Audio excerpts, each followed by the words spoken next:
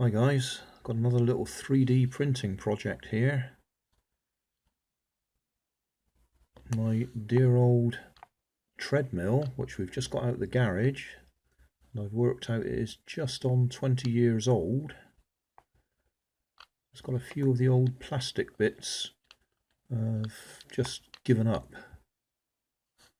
They're not important bits. This is just the end cap on a metal tube, and that is a little sort of plastic bush, but it's not a load bearing piece. I'll show you where it comes from. There's our treadmill. Right, that's where the end cap comes out, and then the bush, you can just see a little bit of white left there. Now this is just the bit that when you fold it out, it just helps you fold it out without bashing into things. A bit like a shock absorber, but as you can probably see with those bits breaking out there, we're missing a bit. Oh, that's out of focus. That's better. So I'll see if I can print a couple of them up. If I can just sort of guess what they looked like.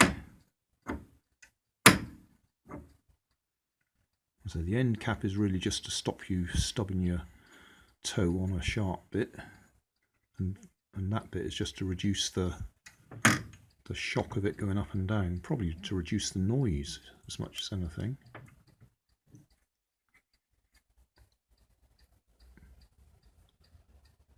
So I'll just do some guesses. Well, I can measure that all right, but I'll have to guess that and see what we can do.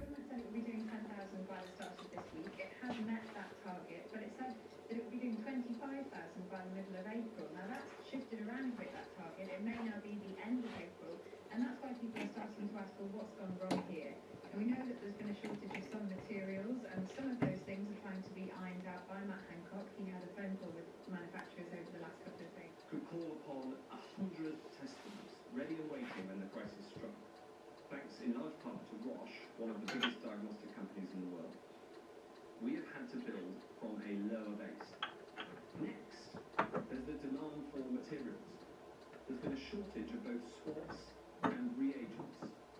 Thanks to the ingenuity of my team, we have fixed the swabs issue, and we're tackling the shortage of reagents. We're resolving this reagents issue, but at the head of Roche and the President of the United States have commented, this is a global challenge. I'm sure that we'll get there. Next, there's the challenge of difference between life and death. I believe anybody in my shoes would have taken the same decision. I'm proud that every single patient who needed a test for life-saving treatment has had access to a test. But over the weekend we could roll out this access for the first time. And there's a challenge too of making sure that the public can have confidence challenge putting unprecedented resources into testing. Taken together, I am now setting the goal.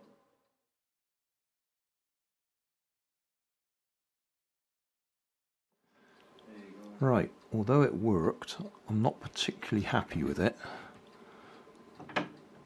That one's a little bit loose, and I want the same as that on that side. So what we have now is version 2. So these go in from either side instead of from one end, and that's a little bit thicker than the one I did before. So we'll see if we can get it on there.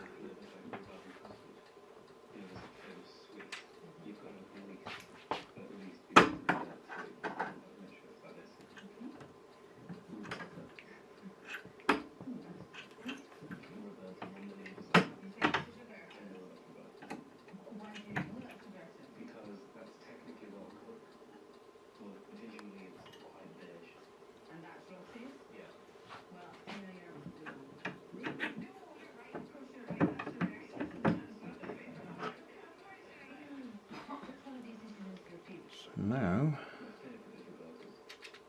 that's going to go through there, like that, and this one's going to go through from this side. Yeah.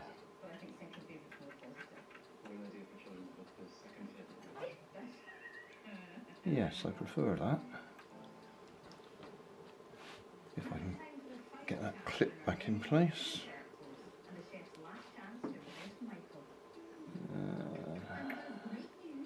I'm afraid you can hear the television in the background. Yeah, that's on. Now let's see about that one.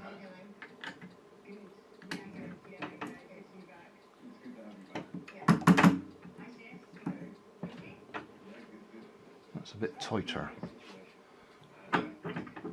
Right, happier with that. Probably should have had washers in there as well. But I think that'll do the job anyway.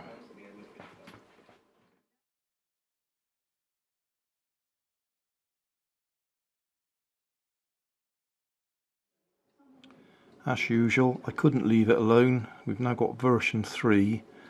I added printed off a couple more little washers to go inside there.